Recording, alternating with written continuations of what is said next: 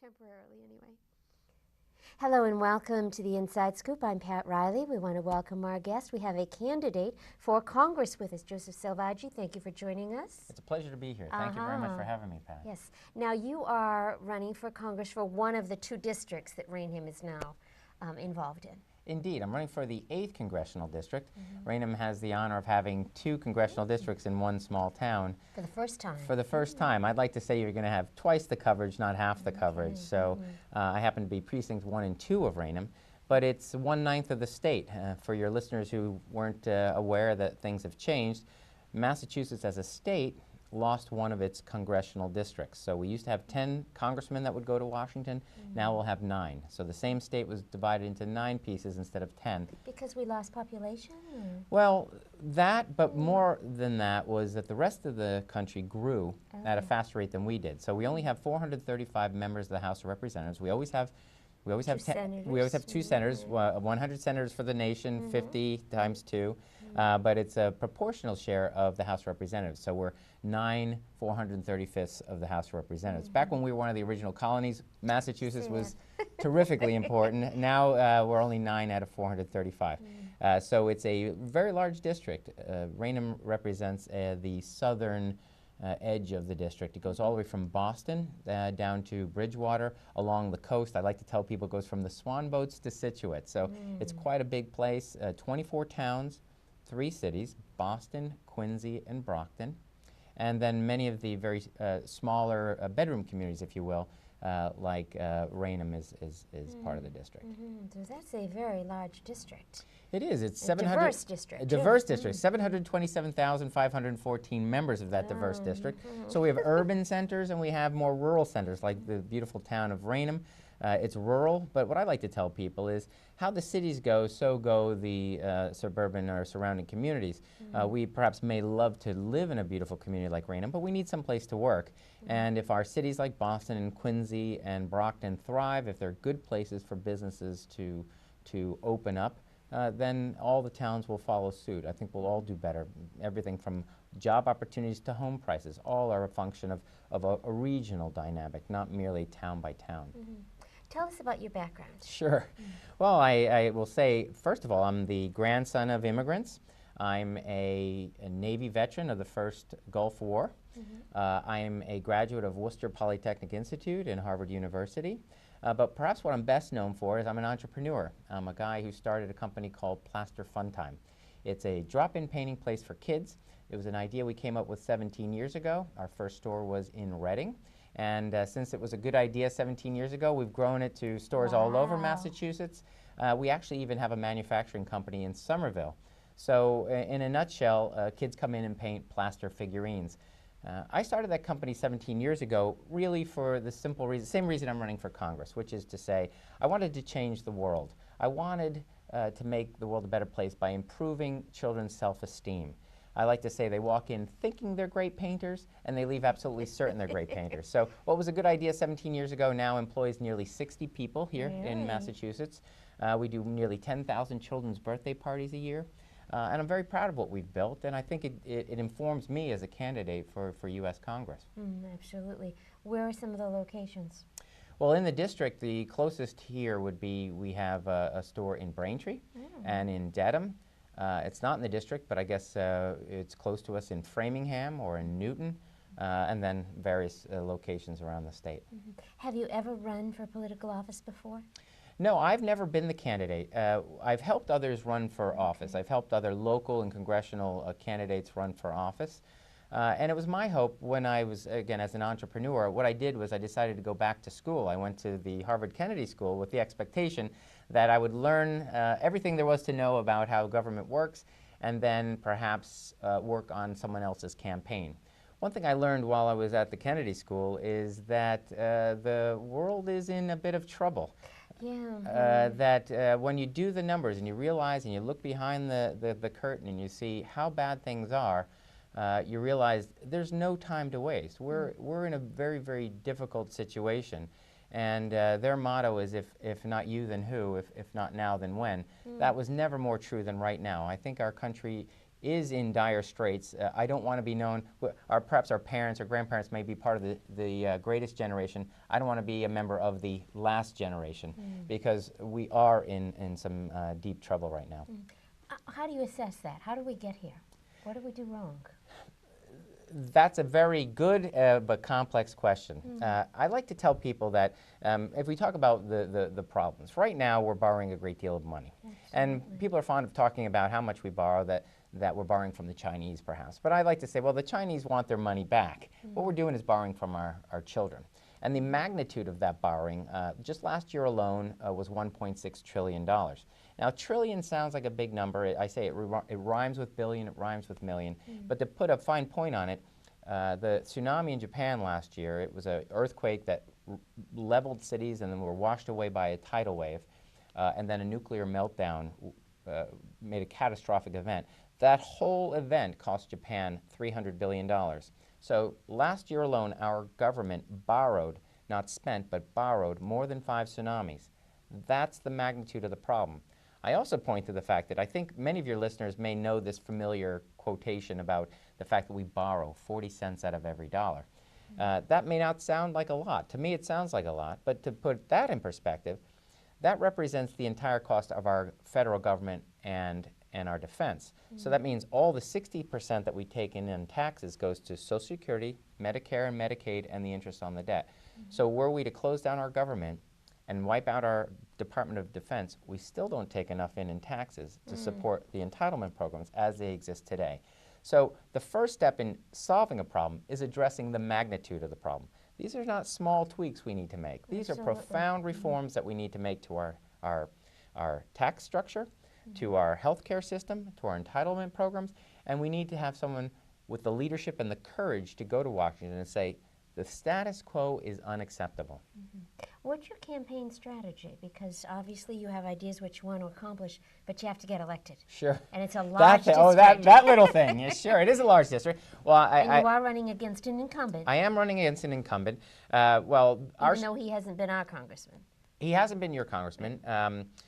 So I've been running for 8 months, and we were successful in winning our primary. And I hope to win the general election in the same way. When people tell me, they say, how are you going to beat the incumbent? I say, I can't. I can't.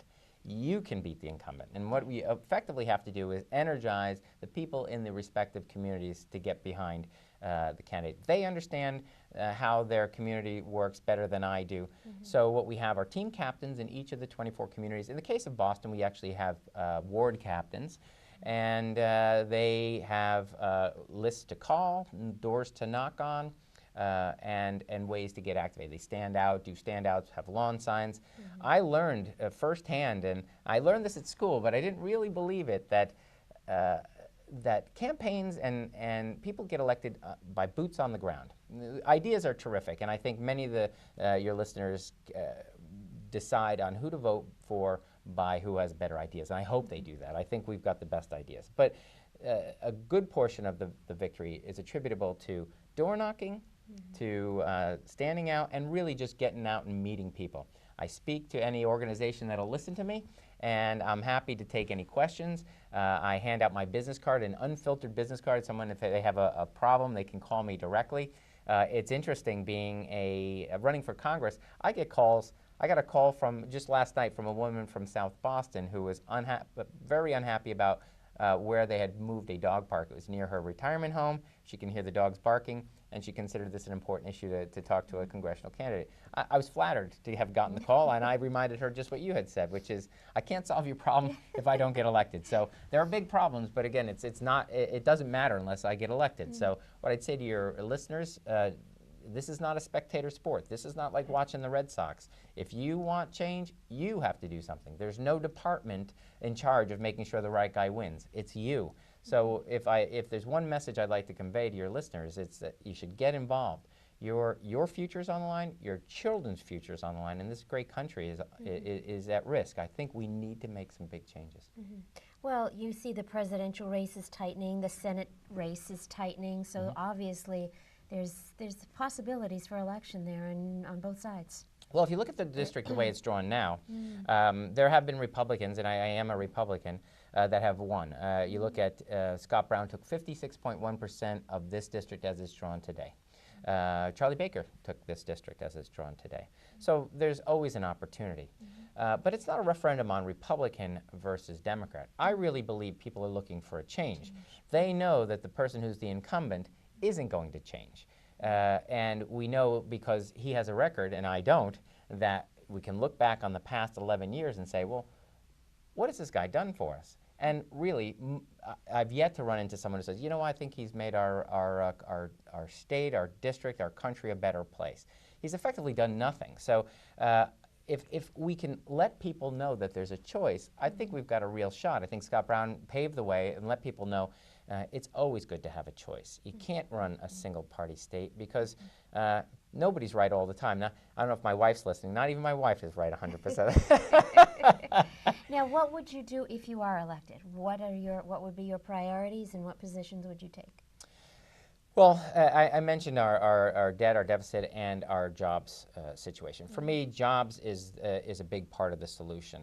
My campaign is, the website is joeforjobs.com. As a small business owner, I understand the issues that affect small businesses like mine. Small businesses like mine create 2 out of every 3 jobs in America. So if I can't grow, no one can grow. And if no one can grow, the country's in big trouble. Our unemployment rate has ticked down to 7.8%.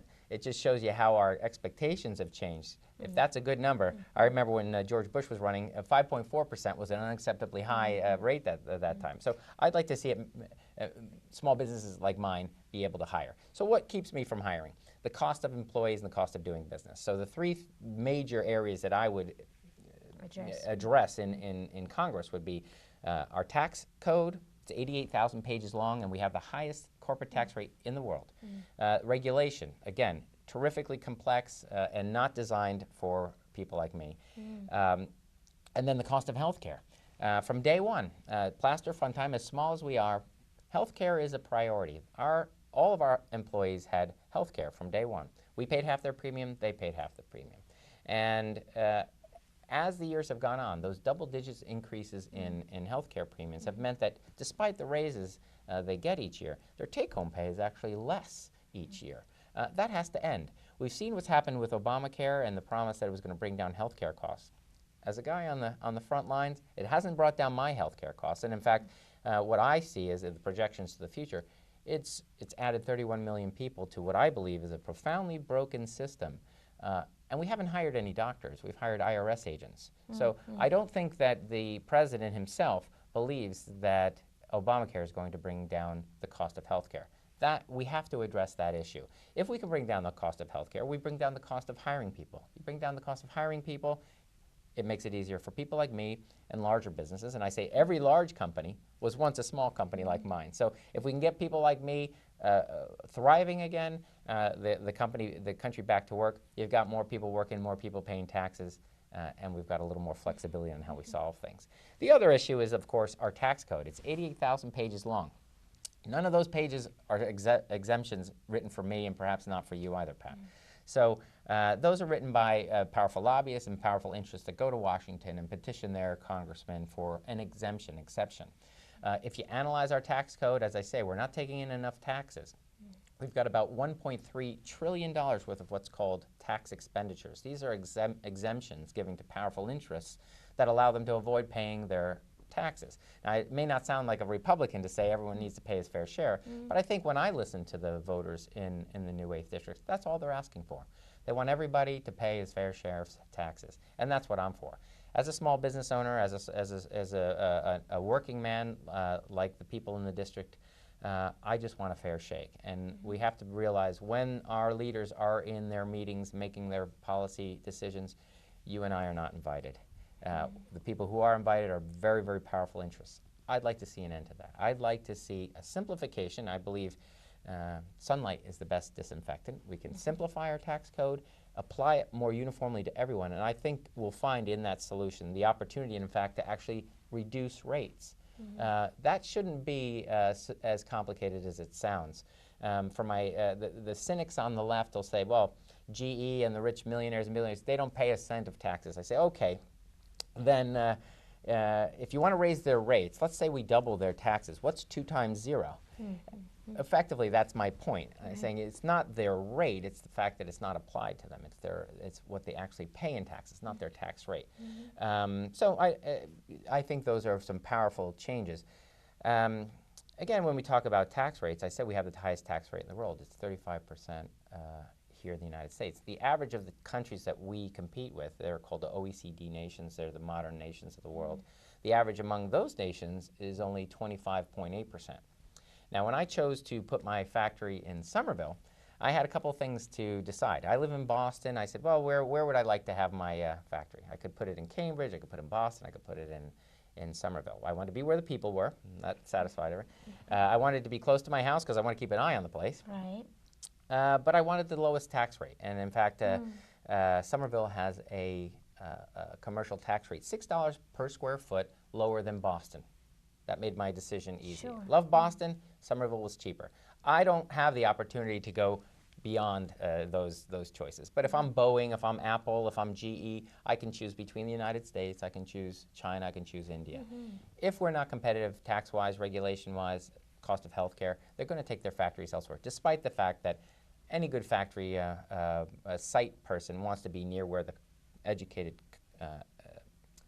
employees will be, and also near their customers, and we're the customers of the world. So those are just common sense approaches to improving our job situation. I think when you improve the job situation, everything else falls into place. What about spending? Do you think there needs to be cuts in spending as well? Indeed, cuts in spending are important. I actually think that there are better ways to address. I mean, you're seeing what's been called the tax cliff or the tax-mageddon, this sequestration, where we have to make uniform cuts across the board. That's the worst possible way to do it, because we're not assessing the value of each program. We're just taking an axe and lopping off 10%. I'd like to see us reform our healthcare system. I believe that is the linchpin that will solve everything. We spend on average about $8,000 per man, woman, and child in America on health care, which is roughly about twice what the rest of the world pays. I really think that's because our health care system is broken. When you look at that large number per person, half is spent by the federal government. Well, we could do better. I think if we introduce real market reforms to health care and make it, like all market reforms, better and cheaper, that will go a long way to bringing down our debt and deficit. We do need reform in our large entitlement programs. I want to see Medicare and Social Security survive into the future, and we need to do some important details. So when I was born in 1965, my life expectancy was 76. Okay, now my life expectancy is 86. I'm thrilled to have picked up the extra 10 years. But I'll say that our entitlement programs need to adjust to and address. People are they're healthier longer and they're working longer. Of course. I'm not saying we need to force people to work longer. I think we want to provide the tax incentives that they're not penalized if they do want to work longer. The seniors I know think work is a great opportunity. They they don't want to do back-breaking physical work as they get older, but they do want to have the opportunity to participate, keep their minds and bodies active as long as is possible. But they're not going to do that if there's tax penalties for that. So I think we can make everybody happy if we make some small changes to the way our entitlement programs work, so that increases in benefits may be reduced a bit if you are in the higher income bracket, that the age at which you can maximize your benefits may increase a little bit, and those changes would be done with enough time for people to plan. I wouldn't have that imposed immediately. People have made choices based on the plan as it is today, but someone who's in his 30s and 40s, if those changes are made in a meaningful, sensible way, can adjust and plan how they want to make their retirement years work. Right now, we've got a $38 trillion unfunded mandate in Medicare. So I believe on the other side of the aisle, the Democrats are frankly in denial. We need to make changes. So I believe I've got a plan, or I have at least the desire to create a better plan. And we're looking at opposition that really is trying to preserve the status quo. And the status quo will end. It's just whether we do it deliberately or not. I'd like to make careful, meaningful, agreed upon across the aisle adjustments to our programs. If we wait for it to collapse, the choices will be taken from us. What's your take on the stalemate in Congress at this point? The fact that nobody seems to be able to do anything. Sure. Well, what I'll say about Congress is, unfortunately, and Massachusetts is no different, if Massachusetts keeps sending our Democrats and Texas keeps sending its Republicans, it should be no surprise that when we meet, we have no idea what the other side's talking about. But I'd like to say humbly that if Massachusetts can send a few Republicans and Texas can send a few Democrats, we might have something to talk about. Because, frankly, I live in Boston. I don't know, half of my supporters, half of my contributors are Democrats. I went to graduate school in Cambridge. I understand both perspectives. I understand the compassion of our Democratic friends. I understand the fiscal responsibility of our Republican friends. That's how we're going to come to some common ground. It's not necessarily bipartisanship, it's honest debate. I'd say, okay, as long as we have a solution, as long as time, if we put time into that variable, we put a big number in there and say, okay, in 10 years, in 20 years, in 30 years, how will we pay for this? You know, we can debate more taxes and bigger government, small taxes, small government, but there's no one who, in my mind, can defend what we're doing now, which is borrowing our children's money for the government we're getting today. They're not, talk about taxation without representation. I'm a guy who started Plaster Fun Time. I care about kids. The kids I see in my store, I do everything I can to make sure their experience is a good one. But we're borrowing their money. We're borrowing their money to the tune of $4 billion a day. It's just not right. We need to come to a solution where we balance our budgets today. Now, obviously, in Congress, you not only have input into domestic issues, but also international. Sure. What are your positions as far as that and military? Well, as I say, I am a veteran myself. Not that that gives anybody any unique insight into war and foreign policy, but as far as I'm concerned, we have a Department of Defense, and we need to make sure that our interests are preserved across the world. That said, I've had friends who have been injured or killed in war. I'd be very reluctant if we take, let's say, Syria, for instance, to go on a new adventure and get involved in a war whereby we certainly understand who the bad guys are. I don't think we understand who the good guys are. Once that first boot of American goes on to the ground, we become the enemy. And I'm not eager to line up to be that region's enemy. I'm excited about the opportunity to use our forces to help in a humanitarian way. But if our interests are not directly threatened in the region, we unfortunately, as bad as things are, need to let the region sort out the problems, help where we can, but I'm not an advocate of risking the lives of soldiers and Marines defending an interest that we're really not even clear about. What about military spending? Military spending, well, when I was in the military, we spent about 8% of GDP. This is just at the end of the Cold War. I date myself, right? Right now, we're between, we've talked about, depending on how the cuts come down in the sequestration, just below 3% or just above 3%. I'd like to see us reduce our spending in a meaningful way.